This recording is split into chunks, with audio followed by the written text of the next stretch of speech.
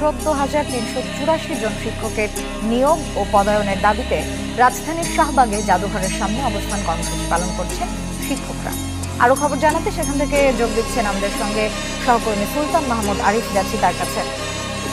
আরিফ, কি পরিস্থিতি সেখানকার, বিস্তারিত জানাবেন।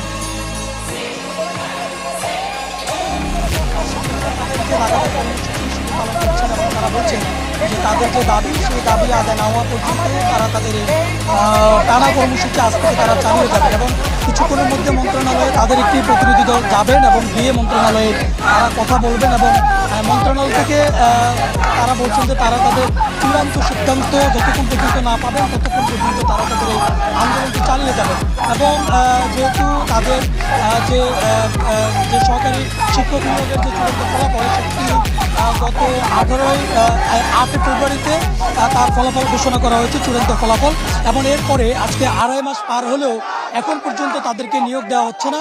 এবং এরই প্রেক্ষিতে আমরা দেখেছি তারা এর আগেও কয়েকবার তারা আন্দোলন করেছেন, সংবাদ সম্মেলন করে সরকারের দৃষ্টি আকর্ষণের চেষ্টা করেছেন এবং এবার তারা বলছেন যে তাদের দাবি আদায় না হওয়া পর্যন্ত তারা ঘরে ফিরবেন না, যেহেতু তারা যখন চূড়ান্ত সুপারিশপ্রাপ্ত হয়েছেন তারপরে তারা তাদের মধ্যে থেকে যেখানে যেখানে তারা চাকরি করতেন সেই সমস্ত চাকরি পর্যন্ত তারা ছেড়ে দিয়েছেন। এখন তারা অনেকটা বেকারের মতো তারা তাদের জীবন পরিচালনা করছেন। তারই প্রেক্ষিতে তারা এই কঠোর কর্মসূচিতে যেতে বাধ্য হয়েছেন। তারা বলছেন যদি আজকে মন্ত্রণালয় থেকে কোনো রকম সিদ্ধান্ত না আসে তাদের নিয়োগ আসলে কবে নাগাদ সরকারের পক্ষ থেকে দেওয়া হবে, যেহেতু প্রায়